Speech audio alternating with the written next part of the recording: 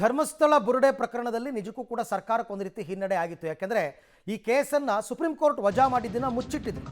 ಈಗ ಮುಂದೆ ಏನು ಮಾಡಬೇಕು ಅಂತ ಬುರುಡೆ ಗ್ಯಾಂಗ್ನ ಕಳ್ಳಾಟ PIL ಮುಚ್ಚಿಟ್ಟು. ಸೊ ಬುರುಡೆ ಗ್ಯಾಂಗ್ ಕಳ್ಳಾಟದಿಂದ ರಾಜ್ಯ ಸರ್ಕಾರಕ್ಕೆ ಮುಜುಗರ. ಈ ಬೆನ್ನಲ್ಲೇ ಗೃಹ ಸಚಿವ ಪರಮೇಶ್ವರ್ ಅವರನ್ನು ಭೇಟಿಯಾಗಿದ್ದಾರೆ SIT ಮುಖ್ಯಸ್ಥ ಪ್ರಣವ್ ಮೊಹಂತಿ. ಸದಾಶಿವನಗರದ ಪರಮೇಶ್ವರ್ ನಿವಾಸಕ್ಕೆ ಪ್ರಣವ್ ಮೊಹಂತಿ ಅವರು ಭೇಟಿ ಕೊಟ್ಟಿದ್ದಾರೆ. ತನಿಖೆಯ ಪ್ರಗತಿ ಸೇರಿದಂತೆ ಹಲವು ವಿಚಾರಗಳ ಬಗ್ಗೆ ಚರ್ಚೆ ಮಾಡ್ತಾ ಇದ್ದಾರೆ.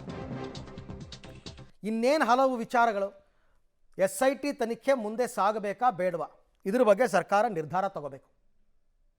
ಯಾಕೆ ಅಂತಂದರೆ ಈ ಪಬ್ಲಿಕ್ ಇಂಟ್ರೆಸ್ಟ್ ಲಿಟಿಗೇಷನ್ ಅರ್ಜಿ ವಜಾ ಮಾಡಿತ್ತಲ್ಲ ಸುಪ್ರೀಂ ಕೋರ್ಟ್, ಅದನ್ನು ಮುಚ್ಚಿಟ್ಟಿದ್ರು.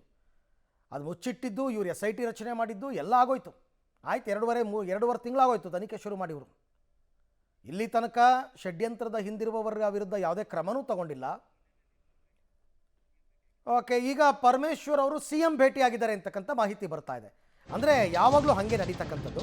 ಇವರು ಹೋಮ್ ಮಿನಿಸ್ಟರ್ಗೆ ಮಾಹಿತಿ ಕೊಡ್ತಾರೆ, ಹೋಮ್ ಮಿನಿಸ್ಟರ್ CM ಕೊಡಬೇಕು. ಸೊ ಧರ್ಮಸ್ಥಳ ಬುರುಡೆ ಕೇಸ್ ಸೇರಿ ಹಲವು ವಿಚಾರಗಳನ್ನು ಮುಖ್ಯಮಂತ್ರಿಗಳ ಜೊತೆ ಚರ್ಚೆ ಮಾಡ್ತಕ್ಕಂಥ ಸಾಧ್ಯತೆ ಇದೆ. ಕುತೂಹಲ ಮೂಡಿಸಿದೆ CM ಸಿದ್ದರಾಮಯ್ಯ ಪರಮೇಶ್ವರ್ ಭೇಟಿ. ಏನು ನಿರ್ಧಾರ ತಗೋತಾರೆ ಅಂತ ಗೊತ್ತಾಗುತ್ತೆ. ಮೊಹಾಂತಿ ಭೇಟಿ ಬಳಿಕ CM ನಿವಾಸಕ್ಕೆ ಪರಮೇಶ್ವರ್ ಅವರು ಬಂದಿದ್ದಾರೆ. ಅಂದರೆ ಏನು ವಾಟ್ ನೆಕ್ಸ್ಟ್ ಅಂತ ತಗೊಳ್ಳೇಬೇಕಲ್ಲ ಒಂದು ತೀರ್ಮಾನ. SIT ಅವರಿಗೆ ನೀವು ವಿಚಾರಣೆ ಮುಂದುವರಿಸಿ ಅಂತ ಹೇಳೋಕ್ಕಾಗಲ್ಲ ಈಗ ಸದ್ಯಕ್ಕೆ. ನನಗಿನ್ನೂ ಏನೂ ಗೊತ್ತಿಲ್ಲ ಅಂತ ಅಂದ್ಬಿಟ್ರು ಗೃಹ ಸಚಿವರನ್ನ ಕೇಳಿದ್ದಕ್ಕೆ. ಅವಾಗ ಈಗ ಗೊತ್ತಾಯ್ತಲ್ಲ SIT ಅವರ ಮುಂದಿನ ನಡೆ ಏನು ಡೈರೆಕ್ಷನ್ಸ್ ಕೊಡ್ತೀರಾ ಅವ್ರಿಗೆ. ಸರ್ಕಾರದ ವತಿಯಿಂದನೇ ಕೊಡಬೇಕು.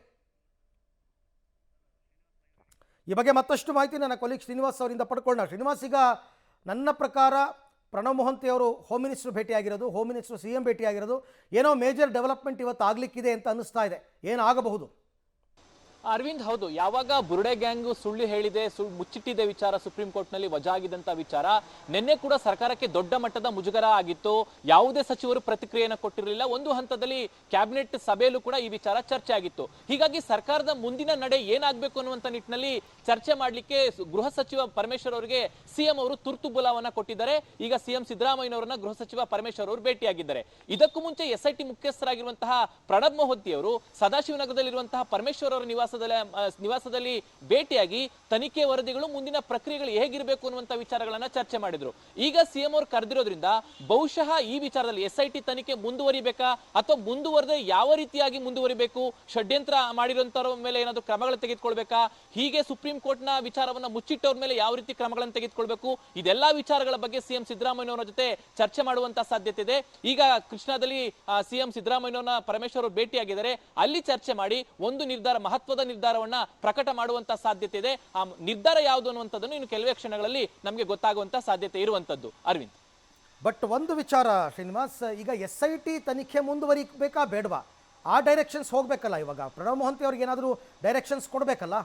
ಅರವಿಂದ್, ಹೌದು, ಅದೇ ವಿಚಾರವಾಗಿನೇ. ಯಾಕೆಂತಂದ್ರೆ ಯಾವಾಗ ಸರ್ಕಾರಕ್ಕೆ ಮುಜುಗರ ಆಯ್ತು, ಇದು ಸರ್ಕಾರಕ್ಕೆ ಡ್ಯಾಮೇಜ್ ಆಗ್ತಿದೆ ಅನ್ನುವಂಥದ್ದು ಗೊತ್ತಾಯ್ತು. ಈ ರೀತಿ ಮುಚ್ಚಿಕ್ಕಿದ್ರು ಕೂಡ ನಾವು SIT ಅನ್ನ ರಚನೆ ಮಾಡಿದ್ವಿ, ಯಾವುದೇ ಮಾಹಿತಿಗಳು ಇಲ್ಲದೆ ನಮಗೆ ಮಿಸ್ಗೈಡ್ ಮಾಡಿದ್ರು, ಇದೆಲ್ಲದರ ವಿಚಾರ ಚರ್ಚೆ ಆಗಿದೆ. ಹೀಗಾಗಿನೇ SIT ತನಿಖೆ ಮುಂದುವರಿಸಬೇಕಾ ಅಥವಾ ಕೈ ಬಿಡಬೇಕಾ ಅನ್ನುವಂಥದ್ದು ಒಂದು ಚರ್ಚೆ.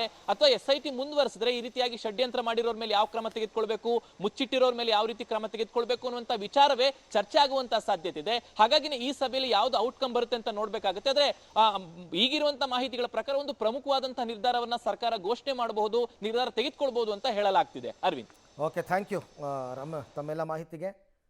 ಸೊ ನೋಡೋಣ, ಇವತ್ತು ನನ್ನ ಪ್ರಕಾರ ಒಂದು ಮೇಜರ್ ಡಿಸಿಷನ್ ಗೌರ್ನಮೆಂಟಿಂದ ತಗೊಳ್ಬೇಕಾಗತ್ತೆ.